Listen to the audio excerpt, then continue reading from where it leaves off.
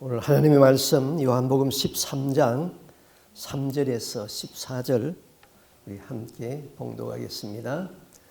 저녁 먹는 중 예수는 아버지께서 모든 것을 자기 손에 맡기신 것과 또 자기가 하나님께로부터 오셨다가 하나님께로 돌아가실 것을 아시고 저녁 잡수시던 자리에서 일어나 겉옷을 벗고 수건을 가져다가 허리에 두르시고 이에 대야에 물을 떠서 제자들의 발을 씻으시고 그 두르신 수건으로 닦기를 시작하여 시몬 베드로에게 이르시되 베드로가 이르되 주여 주께서 내 발을 씻으시나이까?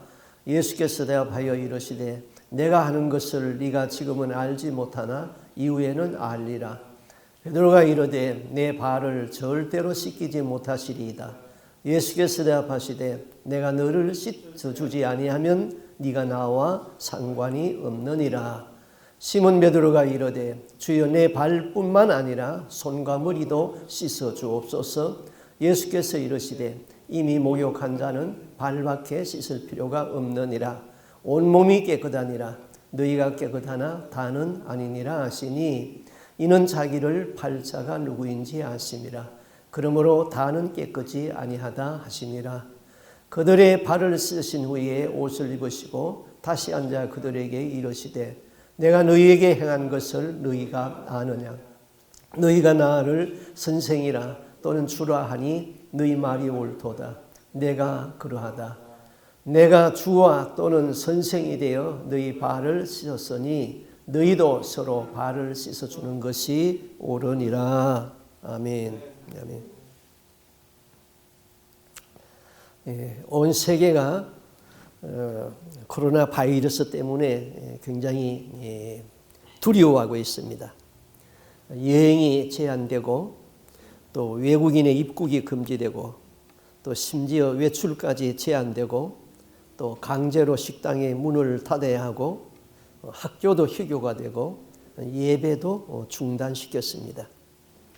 예배가 중단되니까 그 형식적인 그리스도인들은 교회에 나가지 아니하고 집에서 예배 드리는 것이 좋을지 모르나 참 그리스도인들은 이 예배가 얼마나 중요한지 지금까지 우리가 얼마나 이 형식적인 예배를 드렸는지를 깨닫게 됩니다. 지난주에 같이 드리는 우리 미국 교회에서는 자기들은 예배를 드리지 않는다 그렇게 이메일을 보내면서 우리도 드리지 않는 것이 좋겠다고 강요를 했으나 너희 마음대로 자유롭게 하라 그랬습니다. 그래서 미국 교회도 멕시칸 교회도 예배를 드리지 않습니다. 그러나 우리는 그냥 예배를 그대로 진행하겠습니다. 미국의 인구가 51개주에 3억 5천만 명입니다. 지금까지 지난주까지 아마 코로나 감염자가 한 2만 명이 넘는다고 합니다. 평균으로 치면은 한 주에 한 400명 꼴이 이 병에 걸려 있습니다. 두려움에 사로잡힌 사람들이 사재기를 합니다. 코스코나 윙코에는 그 물건이 없습니다. 이런 일이 지금만 있었던 것은 아니죠. 15세기, 16세기에도 그 흑사병으로 인해서 인구의 3분의 1이 죽은 일도 있었습니다. 중세 유럽에서 이런 일화가 있습니다. 콜레라가 한참 유행할 적에 한 농부가 그 마차를 몰고 성을 향해서 가고 있었습니다. 그런데 길가에 서 있는 한 부인이 마차를 세웠습니다. 그 부인은 농부에게 나를 성 안에까지 좀 태워달라고 부탁을 했습니다. 그래서 농부는 마차를 세워서 그 부인을 태웠습니다. 농부는 부인을 마차에 태우고 한참 가다 보니까 자기 몸에 소름이 확 끼쳐오는 것을 느꼈어요. 그래서 옆에 부인을 이렇게 보니까 부인이 아주 묘한 웃음을 이렇게 흘리고 있었습니다. 그래서 농부가 물었습니다. 당신은 도대체 누구요? 그때 이 부인이 말하기를 나는 콜레라를 다스리는 마귀요. 왜 내 마차에 탔어? 저 성에 있는 사람들을 죽이려고 가는 거예요. 그렇다면 태울 수 없으니까 어서 빨리 내 마차에서 내리시오. 지금 나를 태워주지 않으면 먼저는 당신부터 죽이고 그 다음 성 안의 사람을 죽일 것이요. 그러면 이번에는 도대체 몇 명을 죽일 작정이요? 오직 5명. 그럼 당신 나하고 약속하는 거요? 5명 이상 더 죽이면 안 돼요. 나는 약속을 지키요. 그래서 꼭 5명만을 죽이겠다는 약속을 믿은 농부는 콜레라 마귀를 태우고 성안에 도착했습니다. 그런데 성안에 도착해 보니까 벌써 1000명도 넘는 사람들이 절비하게 죽어서 늘어져 있는 것입니다. 그래서 농부는 화가 나서 이 콜레라 마귀에게 말했습니다. 부인, 약속이 틀리지 않소. 5명만 죽이려 했는데 이렇게 많은 사람들이 죽었으니 약속이 틀리지 않소. 나는 아직 한 사람도 안 죽였는데요. 그러면 저 죽은 시체들은 뭡니까? 저 사람들은 내가 온다는 소식을 듣고 질에 겁먹고 죽은 사람들이요. 그랬습니다. 세상과 마귀는 우리에게 얼마나 많은 염려와 근심을 갖다 줍니까? 우리는 죽을까 질에 겁먹고 있는 일들이 많이 있습니다. 오늘 우리가 시편 91편 이 말씀을 우리가 합독했잖아요. 이 말씀이 우리에게 힘이 됩니다. 지존자의 은밀한 곳에 거하는 자는 전능하신 자의 그늘 아래 거하리로다.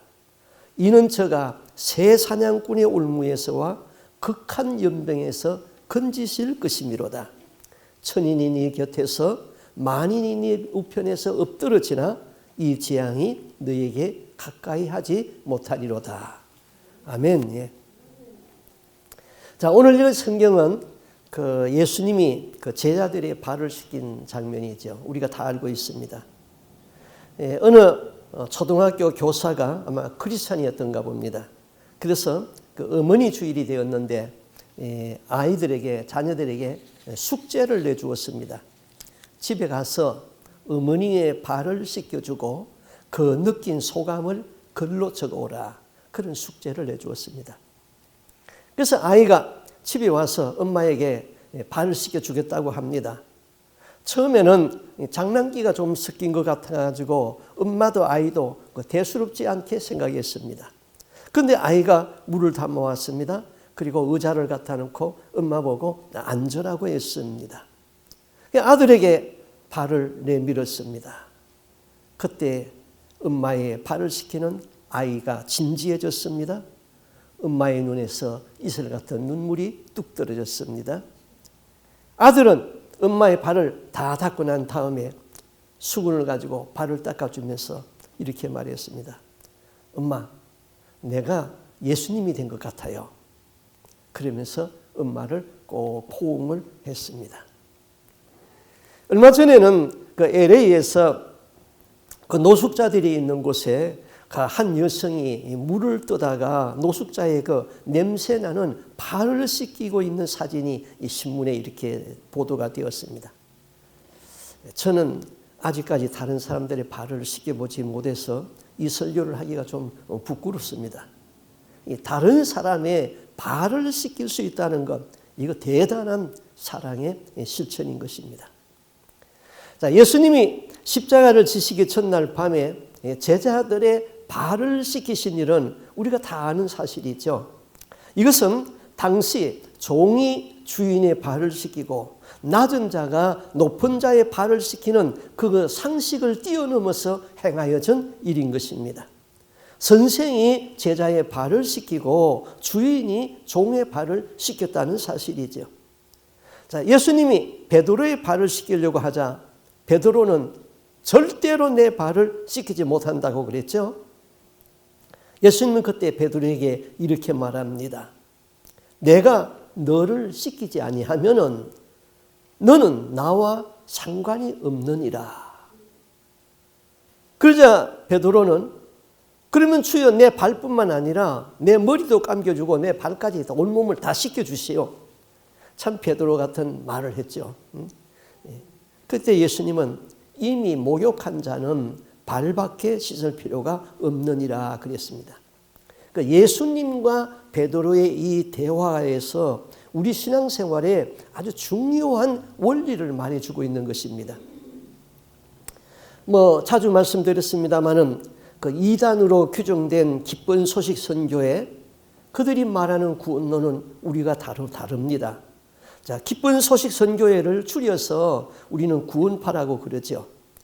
구원파는 이 거듭난 사람이 천국에 들어가는 데는 한 번만 거듭난 사람은 한 번 거듭나는 건데 그 이후에는 어떠한 죄를 짓더라도 육체가 짓는 죄이고 우리의 영은 죄를 짓지 않는다 그랬습니다. 그래서 이런 말을 했어요. 중생한 영혼은 범죄하지 않는다. 그 굉장히 매력적인 말을 했어요. 그래서 그들은 회개기도가 없습니다. 나의 죄와 저주는 예수님이 십자가에서 다 가져갔는데 왜 회개기도하느냐 이것이지요. 나의 죄는 용서를 받았는데 회개기도를 하는 것은 마귀에게 속는 것이라고 그들은 말합니다. 자, 구원파의 말을 믿고 신앙생활하다가 거듭난 이후에 짓는 죄를 회개하지 못한 영혼은 다 지옥으로 가는 것이죠. 100% 지옥입니다. 구원파의 신앙생활은 큰 잘못을 저지르고 있는데 무엇입니까? 사람이 거듭나야 하는 것은 맞는 말이에요. 그런데 영과 육을 분리시켜가지고 우리가 짓는 죄는 육이 짓는 죄고 영은 죄와 관계가 없다. 이거는 사단이 주는 영감을 받은 것이고 믿는 사람들을 미혹하여서 지옥으로 끌고 가는 함정을 만들어 놓은 것입니다. 자, 그러면 우리는 이런 사람들에게 반문할 수 있잖아요. 이 사람들은 한번 거듭났으니까 반드시 천국 간다고 그러니까 그러면 당신은 거듭났는데 왜 교회 다닙니까? 교회 안 다니도 다 천국 갈 수 있는데 왜 다닙니까? 자, 천국의 생명록 책에 이미 이름이 기록되어 있는데 앞으로 무슨 죄를 지어도 그 이름이 지워지지 않는다면 교회 나갈 이유가 없는 것이죠. 그러면은 자, 이에 비하여서 이 칼빈은 뭐라고 말했습니까? 장로교 신자라면은 우리도 장로교회잖아요.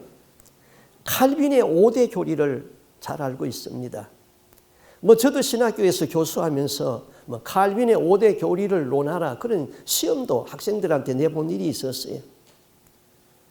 그 칼빈의 5대 교리는 첫 번째 인간의 전적인 타락, 그 다음에 두 번째는 무조건적인 선택, 세 번째는 제한 속죄, 네 번째는 불가항력적 은혜, 다섯 번째 궁극적인 구원. 다른 말로 말하면은 견인의 교리. 이거 신학교 다니는 사람들은 다 잘 외우고 있어요. 장로교 안에서 칼빈을 보면은 칼빈은 위대한 신학자입니다.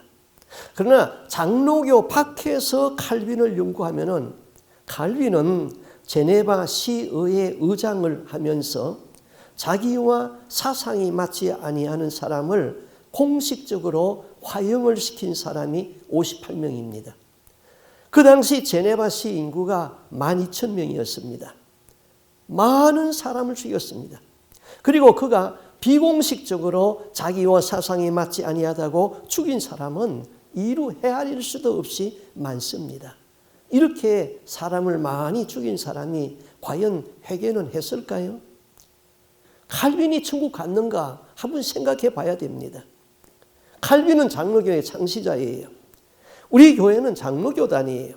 그렇지만은 칼빈주의라는 것은 칼빈이 주장한 것을 그대로 따라가는 것이 칼빈주의고 우리는 그렇게 생각 안 합니다. 칼빈도 잘못이 있을 수가 있다. 그래서 칼빈도 잘못한 것은 성경으로 돌아가야 된다. 그래서 우리는 개혁주의적 입장에서 칼빈을 따라가고 있는 것이죠. 우리는 개혁주의적 입장이다 이것입니다.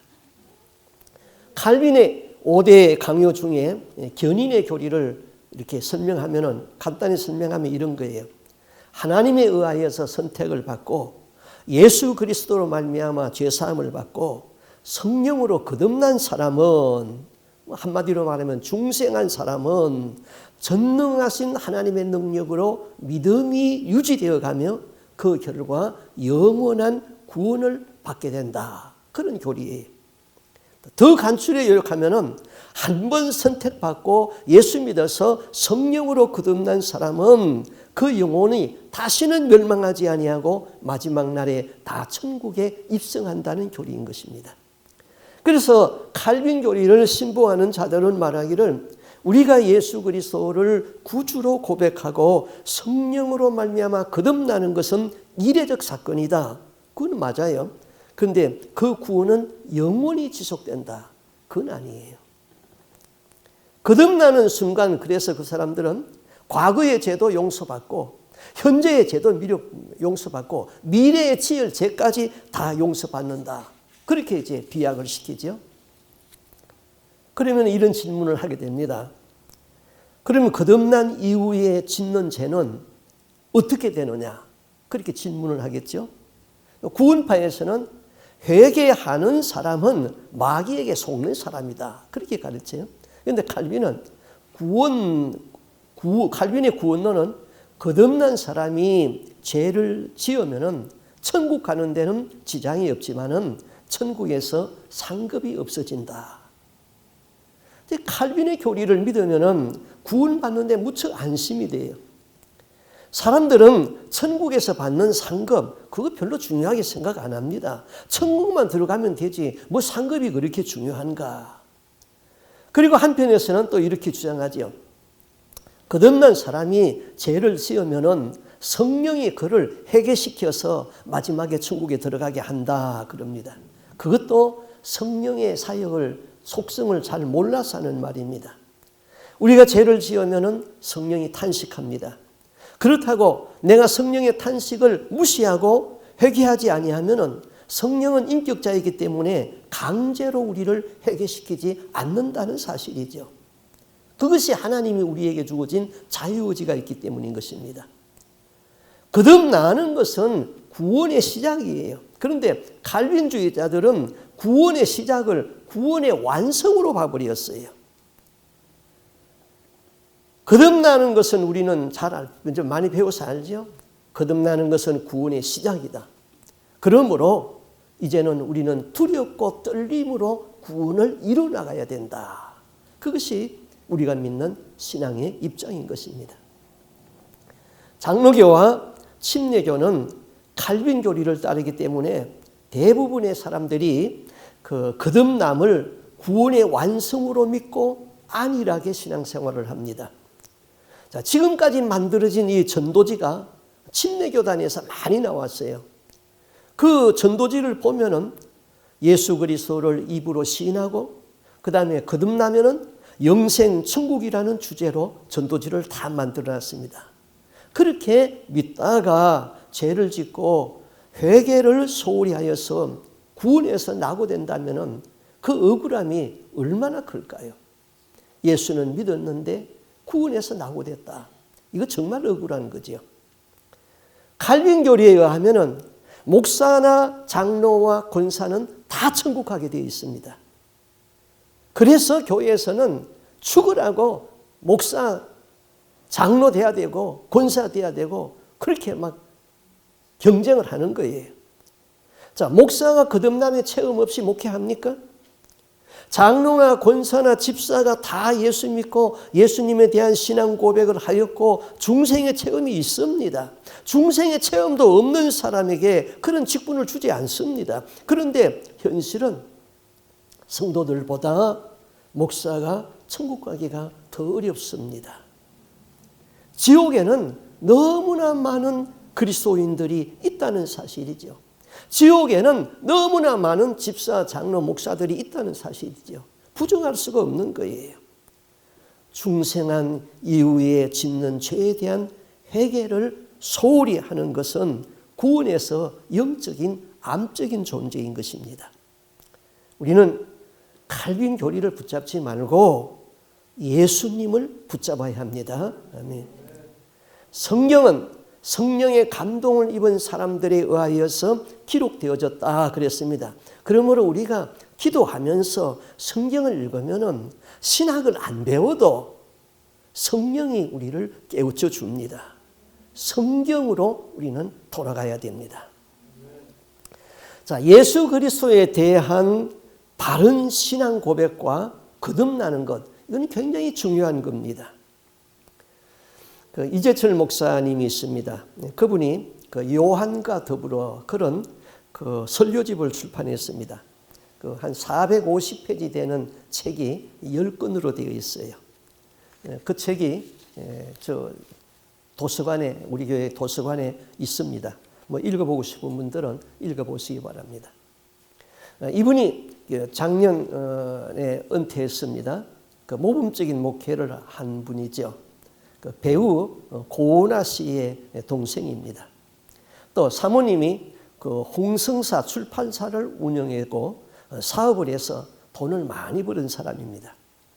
저는 이 10권이나 되는 이 방대한 책을 제가 요한복음을 설교하기 위해서 다 읽어봤어요.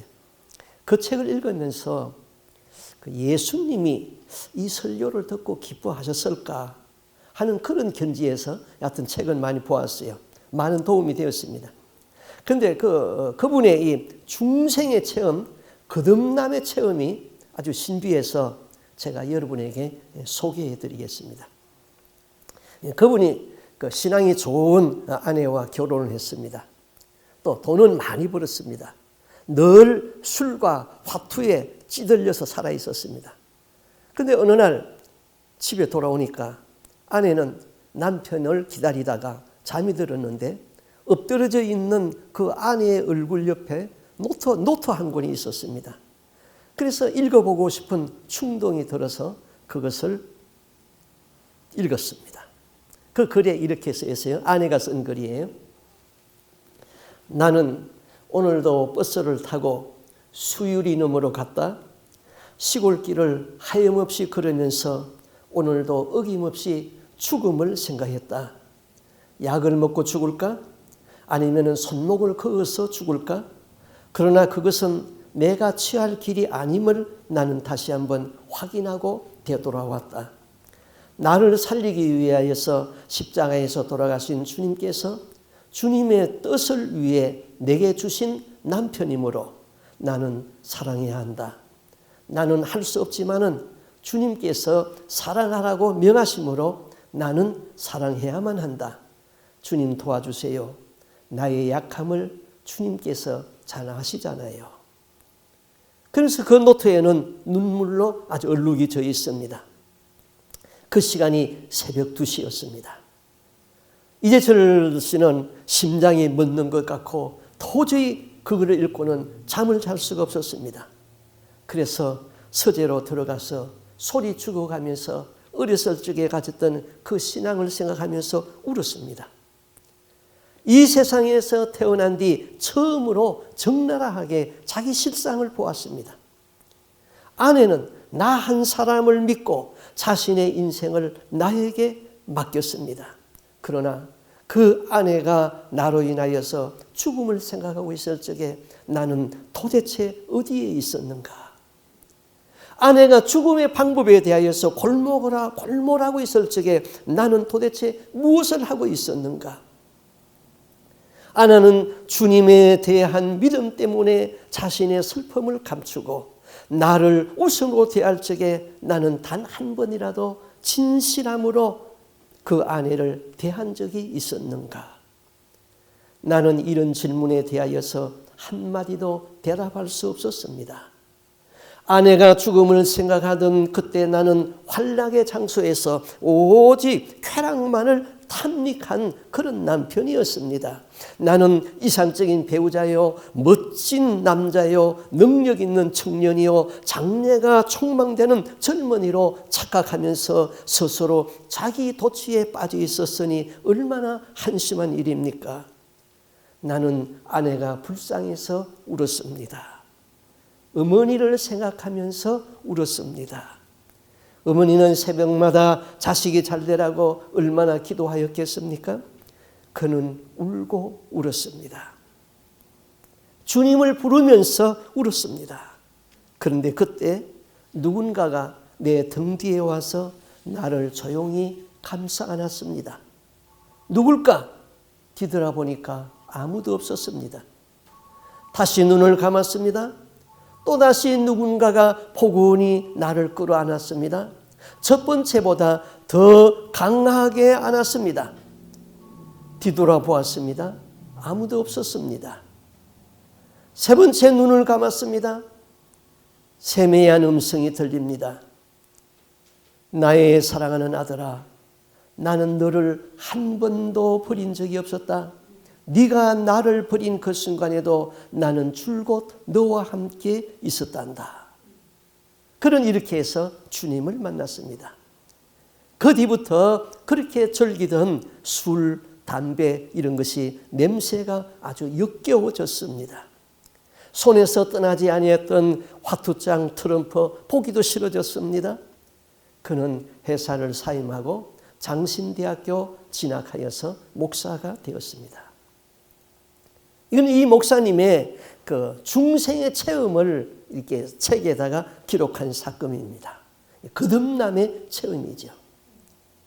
자, 그러면은 이렇게 이제 거듭났으니까 우리가 칼빈의 교리대로 아니면 구원파의 교리대로 이제 마음대로 살아도 천국에 가는 겁니까?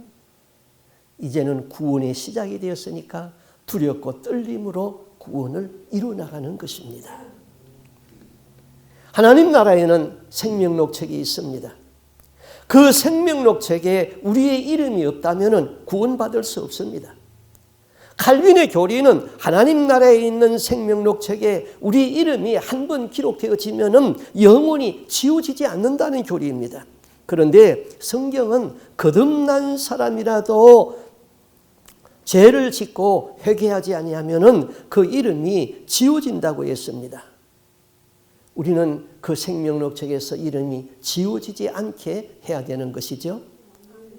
자, 생명록 책에 우리가 이름이 지워질 적에는 죄를 지을 적에 지워지는 것입니다. 물론 뭐 한 번 죄 지었다고 다 지워지는 것은 아니겠지요. 죄를 지을 적마다 이름이 점점 흐려져 가는 것입니다. 그리고 끝까지 회개하지 아니하면 지워져 버리는 것이죠. 생명책에 이름이 지워지지 않게 하는 방법은 날마다 기도하는 것이고 날마다 회개하는 것이고 날마다 옳은 일을 행하는 것입니다. 계시록에 보면은 4대 교회를 예수님이 책망하는 말씀이 있습니다. 계시록 3장 1절 이하를 제가 읽어드리겠어요. 4대 교회의 사자에게 편지하기를 하나님의 7영과 7표를 가진 이가 가라사대 내가 너의 행위를 아노니 네가 살았다 하는 이름은 가졌으나 죽은 자로다. 너는 일깨워 그 남은 바 죽게 된 것을 굳게 하라. 내 하나님 앞에 네 행위에 온전한 것을 찾지 못하였노니 그러므로 네가 어떻게 받았으며 어떻게 들었는지 생각하고 지키어 회개하라. 만일 일깨지 아니하면은 내가 도적같이 이르리니 어느 시에 너에게 임할는지 네가 알지 못함이라. 4대 교회는 살았다 하는 이름은 가졌으나 실상은 죽은 자로다. 네 행위의 온전함을 찾지 못했다 그랬어요. 그리고 네가 어떻게 말씀을 들었는지 회개하라고 권면했죠. 이 말은 배우는 것은 제대로 배웠다는 거예요. 그런데 행함이 없다는 것입니다. 예수님이 4대 교회에서 이렇게 권면합니다. 이기는 자는 이와 같이 흰옷을 입을 것이요 내가 그 이름을 생명록 책에서 반드시 흐리지 아니하고 그 이름을 내 아버지 앞과 천사들 앞에서 시인하리라. 자, 이기는 자가 흰옷을 입고 생명록 책에서 이름이 지워지지 않는다고 그랬어요. 그러면 이기는 자가 누구입니까? 그 성경 문맥을 앞뒤를 보게 되면 회개하는 자가 이기는 자이고 옳은 행위를 하는 자가 이기는 자인 것입니다. 성령이 죄를 지적하였는데 그 죄를 회개하지 못하면 이긴 자가 아니라 진 자인 것이죠. 그리고 흰 옷을 입는 것은 옳은 행실의 옷이라고 계시록에서 그렇게 말했어요. 회개하고 말씀을 행해야 하는 것입니다. 행함이 없는 믿음은 죽은 믿음이라 그랬어요. 흰 옷을 입는 것은 옳은 행실의 세마포 옷이라 그랬죠. 사도교회 성도들은 천국 간다고 생각하고 있었는데 예수님이 봤을 적에는 영적으로 죽어 있었다 이 말입니다. 구약에서도 하나님께서 모세에게 말하기를 범죄하는 영혼은 생명록 책에서 이름을 지워버리겠다 그랬습니다. 오늘날 수많은 교인들이 자기들의 믿음만큼은 천국 간다고 지금 착각하고 있습니다. 이대로 죽으면은 구원에서 탈락인데 깨닫지를 못하고 교리에 묶여가지고 천국 간다고 하고 있으니까 얼마나 위험한 신앙생활을 하고 있는 것입니까? 하나님 앞에 설 적에는 온전해야 되는데 사도교회는 온전하지 못했습니다. 거듭났다고 다 천국 가는 것이 아니라 하나님 앞에서 온전해야 천국에 들어가는 것이죠. 천국에 들어가는 사람은 누가 들어갑니까? 그 옷을 더럽히지 아니한 자라고 그랬습니다. 더럽혀진 옷을 예수의 피에 빠는 자들, 곧 회개하는 자들이 깨끗하여진다고 그랬습니다. 구원의 속옷을 입으라고 그랬어요. 구원의 속옷은 예수 그리스도의 피에 빠른 옷입니다. 그것은 예수님으로부터 공짜로 받는 은혜의 옷입니다. 그 위에 행위의 겉옷을 입으라 그랬습니다. 그 옷은 내가 선을 행하는 것이죠. 그래서 우리에게 선을 행할 수 있는 기회가 올 적에 그 기회를 놓치지 말아야 됩니다. 저는 그런 기도를 계속하고 있어요. 나에게 선을 행할 수 있는 기회가 올 적에 그 기회를 놓치지 않게 해주옵소서. 그런 기도를 드립니다.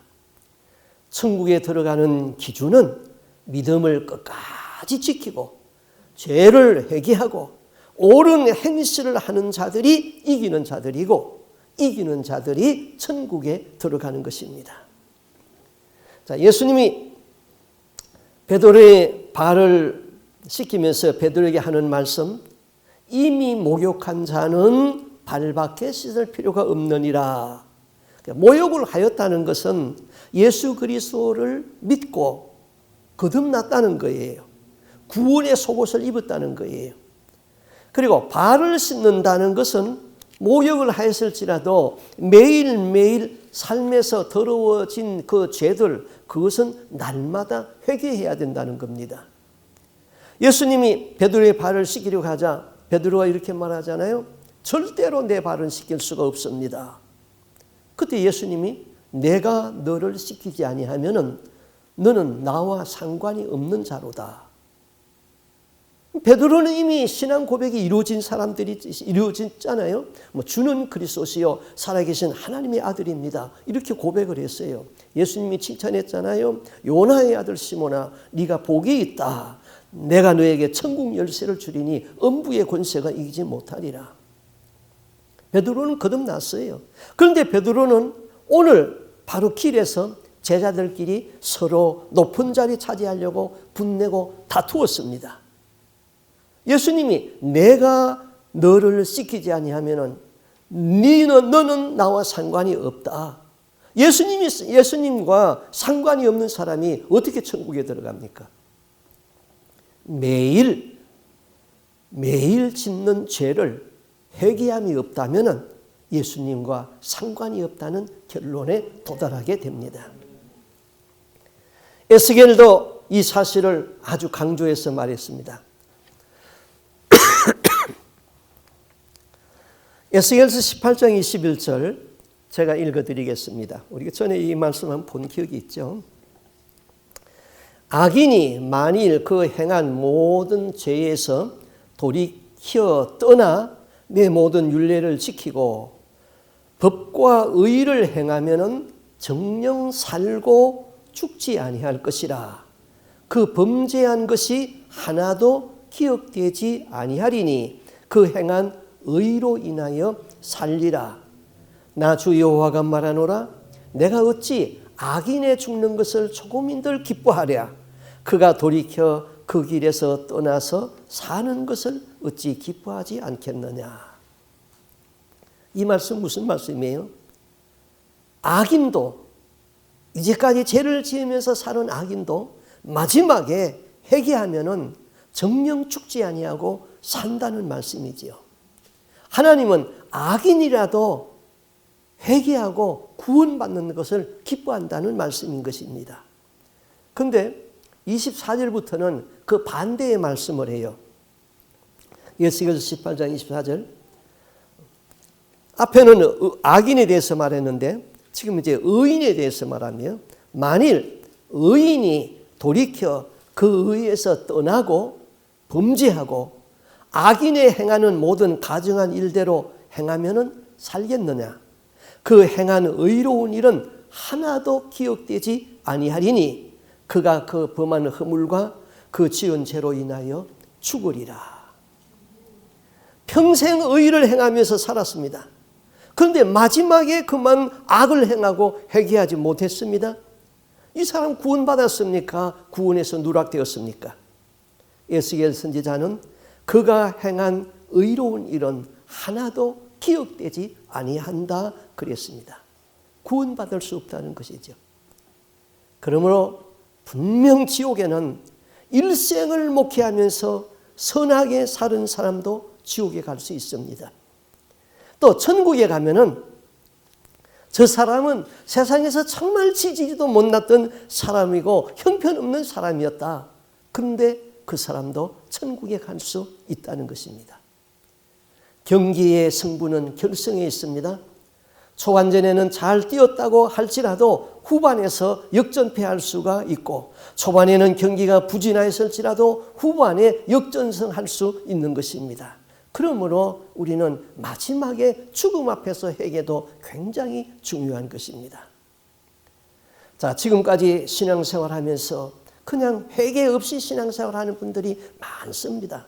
그냥 교회만 다니는 거예요. 기도 생활이 없어요. 평생 교회를 다녔지만은 옳은 일 한 번 제대로 하지 못하고 교회 다니는 사람이 많아요. 거기에다가 선을 행하는 것보다 죄를 행하는 것이 더 많아요. 분내고 다투고 욕하고 남을 배려하지 못하고 거짓말하고 거짓을 지어내고, 이거 다 이렇게 하면서 교회는 다녀요. 그거는 종교생활하는 거예요. 종교생활하는 사람은 구원받을 수가 없어요. 우리가 예수님에 대한 바른 신앙 고백이 하루아침에 이루어지지 않잖아요. 또 우리의 행위도 하루아침에 온전해지는 것 아닙니다. 믿음 생활을 하면서 날마다 배우고 깨닫고 깨달아서 회개하게 되고, 그래서 날마다 순종하는 삶, 그러면서 온전한 길로 가는 것입니다. 회개는 예수의 핏부림으로 날마다 우리의 죄를 씻어내는 겁니다. 목욕은 매일 못한다 해도 손발은 매일 씻어야 되는 거예요. 많은 사람들이 이 회개의 중요성을 알지 못해서 예수는 믿었는데 중생한 이후에 짓는 죄를 소홀히 취급하다가 구원에서 낙오되는 것입니다. 예수님이 천국에 대한 비유를 말씀하면서 이런 말을 했잖아요. 마태복음 13장 47절에 또 천국은 마치 바다에 치고 각종 물고기를 모는 그물과 같으니 그물에 가득함에 물가로 끌어내고 앉아서 좋은 것은 그릇에 담고 못된 것은 내버리느니라. 천국이 그렇다는 거예요. 자, 고기 잡는 배가 바다에 나갔습니다. 그물을 내렸습니다. 그물 안에 고기를 끌어올렸습니다. 큰 고기, 작은 고기, 먹는 고기, 못 먹는 고기, 그거 다 집으로 가지고 갑니까? 해변에서 선원들이 골라낸다 그랬어요. 못 먹는 고기 버립니다. 작은 고기는 해변에 버립니다. 좋은 고기만 집으로 가지고 간다. 그 넓은 바다에서 그물 안에 걸렸다는 것은 바로 여러분과 저예요. 교회 안에 들어왔어요. 세상에 많고 많은 사람 중에서 그저 몇 프로 안에 들어왔습니다. 교회에 들어온 여러분들이 다 천국에 들어가면 좋겠는데 그렇지 않다는 거예요. 천국에 데리고 갈 수 있는 것과 데리고 갈 수 없는 것을 고르겠다는 거예요. 그러면은 선택받아서 천국에 들어갈 수 있는 것과 버리는 것의 기준이 무엇입니까? 바로 회개와 옳은 행실인 것입니다. 선택받았어도 말씀대로 살지 않으면 버린다는 거예요. 종교 생활을 한 그리스도인들은 구원받을 수 없다는 거예요. 우리 성막에 대해서 다 공부했잖아요. 구약의 성막을 연구하면은 그 성막들에 번제단이 있고 또 물두멍이 있고 물두멍을 지나서 이제 성소에 들어가게 됩니다. 그러면 물두멍이 어디에 위치해 있는가? 번제단과 성소의 중간에 있다고 그랬죠. 그럼 번제단은 십자가의 구속의 모형인 것입니다. 번제단에서 구약의 5대 제사가 다 이루어지는 곳입니다. 우리의 죄를 증가받은 짐승이 거기에서 죽임을 당하고 불태워지는 곳입니다. 거기서 피를 쏟는 곳이에요. 그럼 번제단은 예수 그리스도의 십자가의 모형이죠. 예수님이 십자가에서 우리 죄를 처단하는 것입니다. 그럼 성소는 무엇의 상징입니까? 천국의 상징이죠. 제사장은 번제단에서 짐승을 희생시키는 거룩한 사역을 하였을지라도 성소에 들어가기 전에는 반드시 물두멍에서 너의 수족을 씻어서 죽기를 면하라 그랬습니다. 너의 수족을 씻지 아니하고 성소에 들어가면 죽는다는 거예요. 자, 거기 물두멍에는 다른 모든 기구는 다 고가 얼마, 광이 얼마 뭐 이렇게 다 규정을 해놨어요. 그런데 물두멍은 그런 규정이 없어요. 얼마든지 물을 갖다 부어서 얼마든지 사용할 수 있는 것이죠. 물두멍에서는 바로 중생한 후의 성도들의 삶에서 이 더러운 죄들을 날마다 해결돼야 하는 것이죠. 우리가 십자가에서 구원의 구속의 은총을 받아 할지라도 천국에 들어가기까지는 날마다 물두멍에서 우리의 손과 발을 씻어야 한다는 것입니다. 죄라는 것은요, 자기죄와 부자기죄가 있습니다. 처음 듣는 말입니까? 자기죄는 내가 행하여서 죄를 짓는 거예요. 도둑질하지 말라 그랬는데 도둑질했어요. 그건 자기죄를 지은 거예요.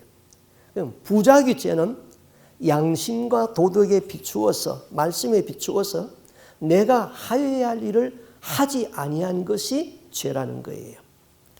사회에서는 부자기죄에 대하여서는 비난은 받을 수 있지만은 처벌을 할 수가 없어요. 그러나 하나님 앞에서는 부자기죄에 대하여서 심판을 면할 수가 없는 거예요. 자, 불신자들이 주로 짓는 죄는 하지 말라는 것을 하는 자기죄도 짓고 그 다음에 하라는 것을 하지 아니한 부자기죄도 짓고 둘 다 지어요. 그러나 신자들은 주로 자기죄는 잘 안 짓습니다. 뭐 도둑질하지 말라, 거짓말하지 말라 이런 거 안 하려고 굉장히 노력하고 살아갑니다.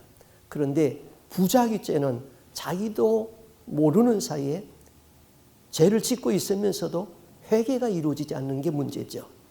예를 들어 볼까요? 마태복음 25장 45절 46절에서 이렇게 말했어요.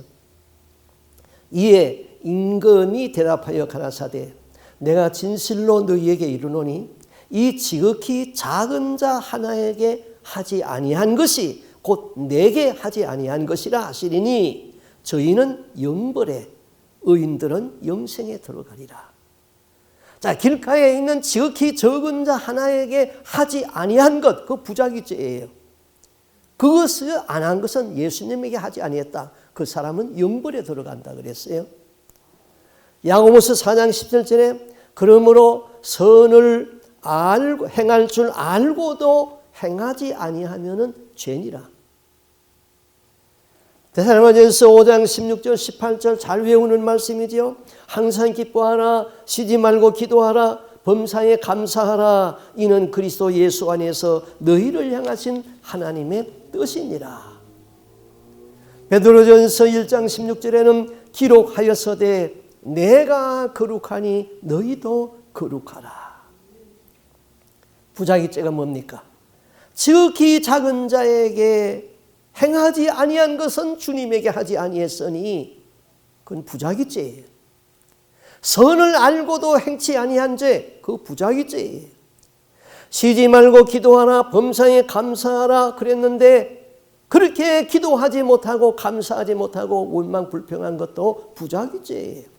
내가 거룩하니 너희도 거룩하라 했는데 거룩한 삶을 살지 못한 것, 그것이 부자기죄인 거예요.